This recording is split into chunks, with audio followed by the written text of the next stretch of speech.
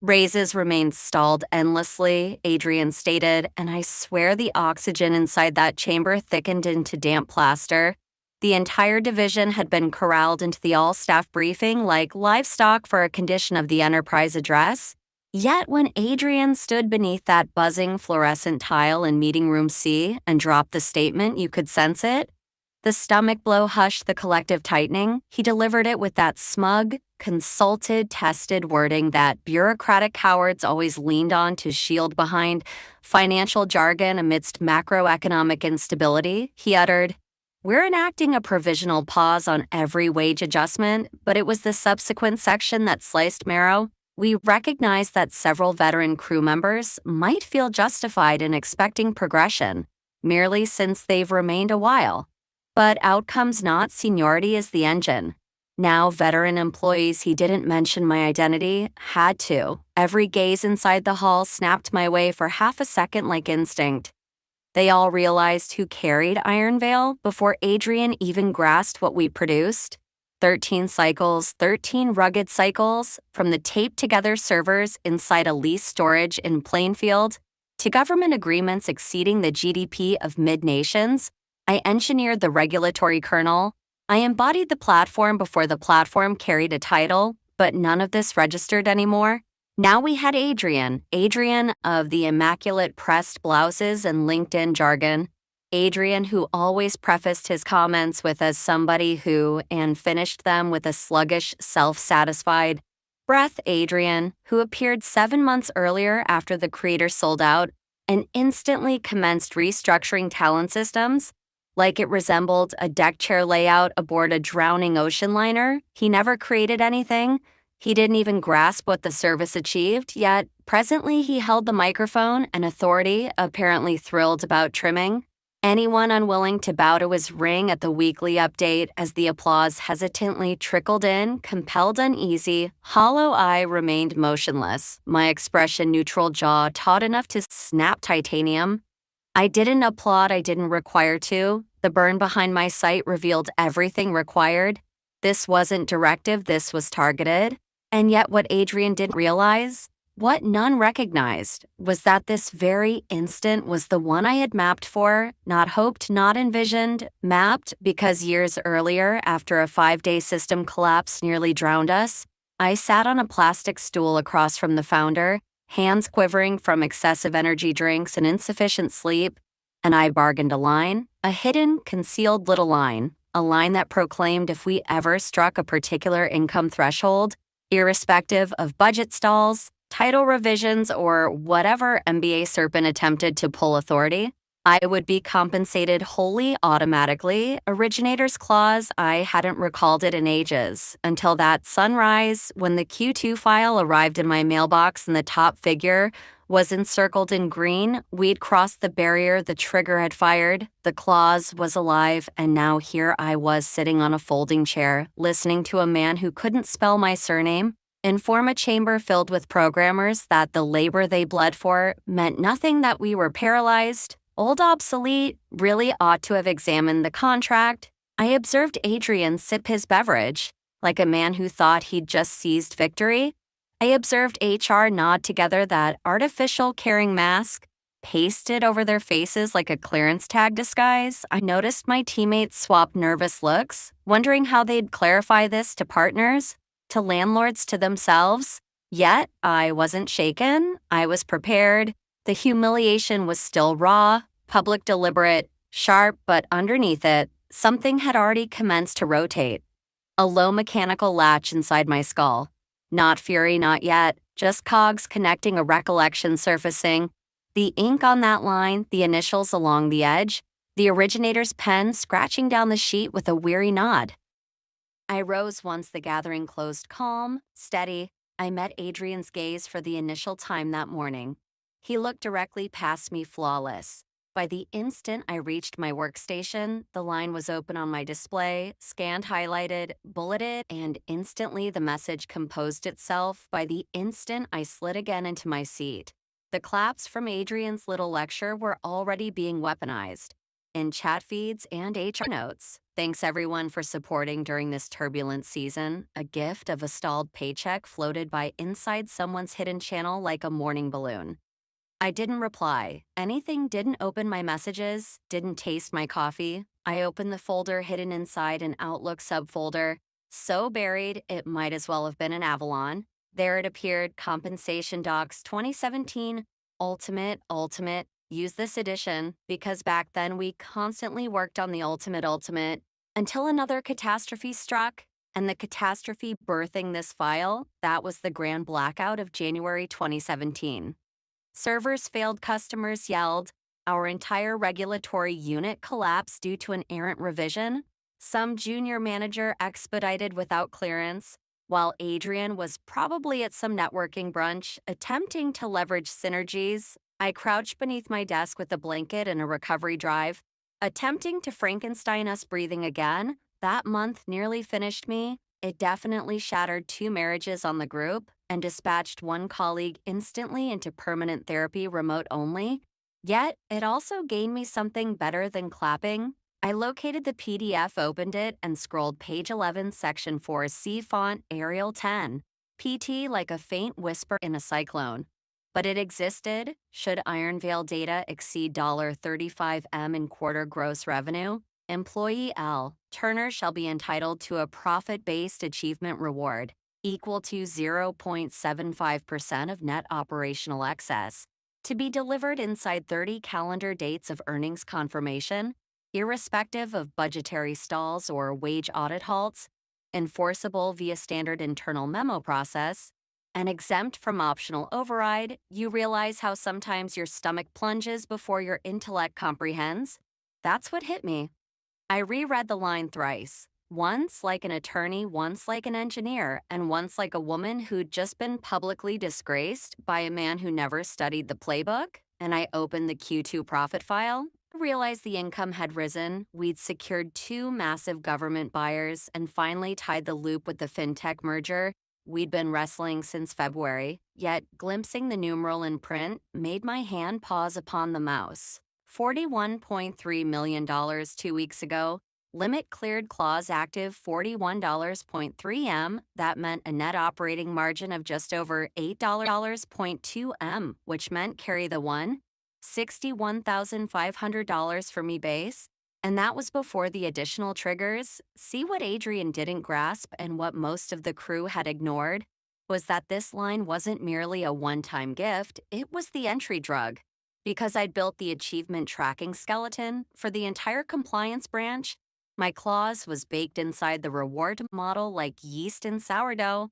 If mine sparked, the others did also. Team chiefs, scheme supervisors, even 2 engineers who'd remained on call with me during that Inferno Week rollout, their bonuses would stack off mine. It was like toppling one domino and observing a data center go black. I reclined, breathing measured, the humiliation from the all-staff still simmering beneath my skin. Yet now, it bore a structure, a mission, wasn't regarding emotions.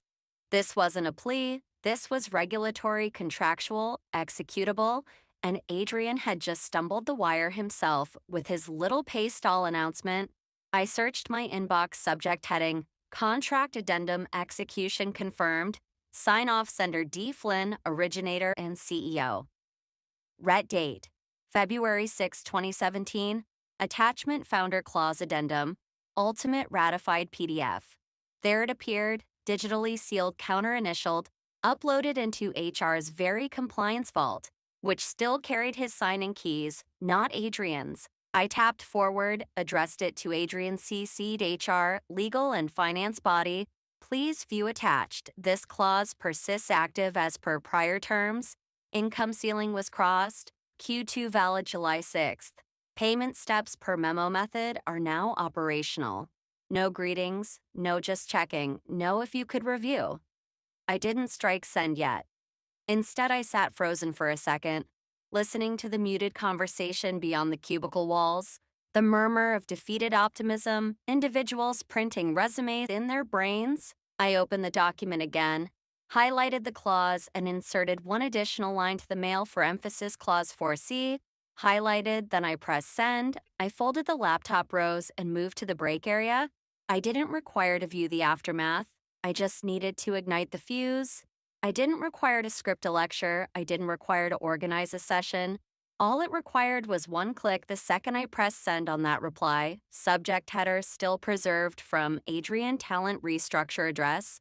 Body reading only. Please observe attached clause illuminated in passive hostile yellow. It was like striking the big crimson switch in a nuclear booth.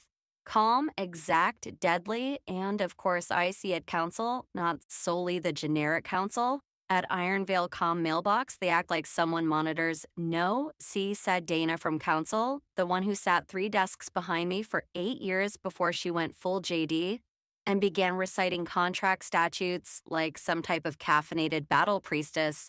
She'd helped me proof the originator's clause back then. Hell, she was the one who stated, "Don't let them bury this, get it validated, signed, and countersealed." She was going to recollect the message, sent into the bloodstream of Ironvale's inner anatomy. Not a shout, not a blast, just a quiet atom fracturing. I rose my device, shook once, HR again, finance. Then chat exploded. "Laura, can we discuss real fast? Hey, do you carry a second to jump on Meet Urgent? Please dial me." I didn't reply. Instead, I powered the phone off. I folded the laptop like I was laying down a resting child and wandered calmly to the kitchen lounge. It wasn't theatrical. It wasn't cinematic. I wasn't storming out. I wasn't boasting. I simply wanted caffeine, preferably, before someone attempted to summon me into a fast huddle to justify why the apparel API was currently having a nervous collapse. The lounge was deserted, thank heavens. Just the sound of that budget brand brewer, straining out charred caffeine, and the drone of the cooler. I poured a mug, sat upon the vinyl seat, took a slow, deliberate sip. It tasted like soot and triumph. Outside the glass partition, I could observe the work floor's altar. Desks humming with motion, screens brightening, employees instantly scanning items. The atmosphere adjusted like an outage reversed. First faint, then widespread. I knew what they were viewing, not the amount that wouldn't strike until finance cross-referenced the reward triggers, but the line itself, the wording, the legal force in that tiny, ignored section that every VP, since the originators had either forgotten or discounted, Adrian didn't comprehend, was that the originator's clause wasn't solely regarding payment, it was precedent. It was fossilized authority. It carried gravity because it derived from before the executives arrived, before the consultants turned the hierarchy into a hostage negotiation, before performance reviews were more about cultural fit than actual code shipped. This clause was an artifact from the ancient era, and artifacts are wholly somewhere in accounting. Someone was realizing that the mechanized systems, yes, mechanized, had already executed the request because the clause didn't demand clearance. It simply required a trigger. And the trigger that was 2 weeks ago when the profit file landed, if Adrian had invested more hours reading contracts instead of rehearsing euphemisms for terminations, he may have spotted the storm rising too delayed. I rested in that kitchen for 25 minutes, just sipping, noticing, waiting. Kara attempted dialing again. That came the rap. Not upon the door, upon the glass. Nina from a char kind eyes, anxious grin, carrying a printout. You could view the color leaving her cheeks, even through the reflection. She mouthed something, probably Laura, or maybe help. I merely waved and rotated back to my caffeine. Because here's the matter about legal tripwires. Once you tread on them, you don't perceive the blast instantly, you perceive the click. And Adrian, he just perceived it, somewhere buried in the marble and glass sanctum of the executive corridor. A printer was screaming, not literally, yet that's how I imagine it. Payroll's database choking fumes, while some unfortunate junior controller clutched a sheet with numerals too enormous to rationalize, a request for $300,000 routed through the reward mechanism. Time-stamped, flagged, and transmitted absent a sole human validating it. Because the clause didn't necessitate validation, it was self-activating once revenue passed the threshold. And I submitted the inner memo process. It launched like a warhead, keyed to my badge code, and this one struck heavily. See, that clause wasn't a lone seat. It was a multiplier embedded into the bonus framework during the years I was still coding KPI hooks by hand. Because the platform lacked a UI then, I recall fighting for it inside the battle room. If our metrics rocketed beyond forecasts, every individual who touched that component merited a cut, product dev even support. If they'd logged sufficient tickets on the integration launch, Adrian hadn't read any of that.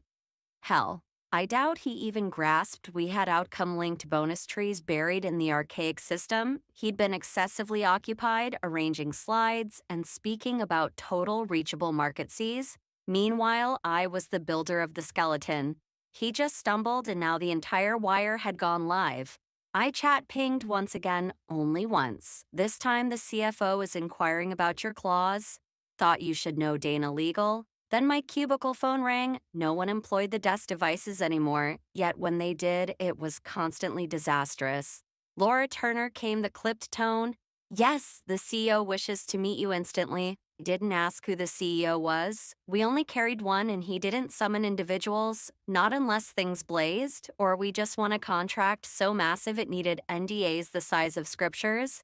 I rose. The walk to the executive tier wasn't far, just 2 levels upward past the frosted gates with key cards and the reception counter that consistently smelled like lavender and dread. But the corridor felt stretched. As I stepped out of the bullpen, heads shifted, some fake to watch their monitors, yet their sight followed. Junior coder I trained last year blinked twice, like I was headed to a shooting. Advertising halted a chat mid-phrase. My own supervisor's door. Adrian remained shut, coward. The lift chimed when I stepped inside. Nina from HR was already present, staring at the floor numerals like they might protect her. She smiled without holding gaze. I didn't bother attempting to fill the silence when the gates opened on Tier 9. The atmosphere altered, cooler oxygen, quieter corridors, carpet. That hushed noise. And there he was, Owen Rhodes, CEO, the type of man who didn't require to raise his voice because his assets spoke louder than any speaker device. He wasn't dressed for conflict chinos, sleeves rolled, no tie. He appeared more irritated than furious, like somebody who just realized he left the oven active but didn't recognize which burner. Laura, he said, gesturing to the inner chamber. I stepped inside. The meeting desk had only 2 seats occupied, Owen and the CFO, Byron. Byron appeared like he just discovered a raccoon in his tax filings. I assume you viewed the request, Owen asked him. Byron raised a sheet. 308,000 already triggered, mechanized, connected to Clause 4C. Appendix B tied with veteran bonus protocols from, get this, 2017. How many of those remain valid? I uttered nothing. Owen turned toward me. You activated the originator's clause. I nodded. Byron pounded the sheet on the desk. It's not just hers, Owen. That line hits the entire division. Her achievement triggered a network of secondaries, 10 teammates, 5 bonuses above $20K, 2 exceeding $40K. Our Q3 predictions just detonated. Owen lifted a hand to silence him. Then he gazed at me once again. You're saying everything is lawful? I reached into my folder, produced the original contract with the countersign, laid it on the desk like a royal flush. No drama, no explanation. Owen scanned it once, then nodded to Byron. It's lawful. Byron leaned back in his seat, like someone punched him through the chest with a payslip. The room fell silent. Owen leaned forward, interlacing his digits together. His tone was balanced. Why now? I looked him straight in the eyes. Because I achieved it. Because I don't react well to being erased before my unit. His jaw clenched, then he looked at the entrance behind me and uttered, Bring Adrian in. Adrian walked into the chamber like a man who'd been informed to report for a surprise celebration, and instead located a live grenade perched upon the cake. He adjusted his collar thrice, gave a quick glance of the desk, and instantly locked in on the contract in front of Owen 1, with my identity at the top and the originator's initials at the base. I didn't stand. I didn't greet him, just observed him take the seat opposite from me. Like a doomed man tying his own blindfold, the door clicked locked behind him. Byron, still red across the face from earlier, drummed his stylus violently upon the desk. Adrian, Owen said without lifting his eyes, Do you realize what this is? Adrian opened his mouth, likely to start with one of his scripted diversions, yet Byron cut him off by pounding the speakerphone switch. CFO's voice burst into the room, already mid phrase and boiling. Authorize this. We've received a $308,000 transfer request already halfway to the bank, triggered by a clause I didn't even know existed. There exists no override for the stall unless it's contractual. Got my group pulling every single file from pre-2018 now, because clearly we're playing Monopoly with actual currency over here. Owen Cool, as always, responded, "It is contractual." There was a halt, dead oxygen thick enough to chew. Then quietly I leaned forward and slid the authentic contract duplicate across the table, highlighted clause wet signature, co-signed by Daniel Flynn, the creator himself, dated confirmed, legally enforceable. Owen didn't even glance at Adrian before speaking again. "Laura had a clause 1 you didn't review." Adrian made a sound halfway between a chuckle and a cough. "A clause, seriously, this is an inner payout stall, not an achievement review. We're permitted to delay optional rewards. This isn't optional." Byron's snapped voice still crackling via the speakerphone. "It's a triggered incident clause. Just had to clarify to our lead examiner that our internal system routed 6-figure bonuses because your department failed to verify veteran compensation terms." Owen finally looked at Adrian. "Did you even check veteran contracts before issuing the stall?" Adrian shifted in his chair. I presumed finance had, counsel." Dana's voice cut in now, her tone like frozen glass. "Counsel had them, you just never inquired." I didn't realize she was patched in. It explained. The faint smirk she gave me through the glass when I walked up. She'd been waiting for this. Adrian rubbed a hand across his hair, a visible quiver now in his leg. "Look, I didn't assume a clause like that was still binding. That was ages back. We've undergone 6 funding rounds since then. Entire organizational rebuild, none of which canceled signed contracts." Dana replied.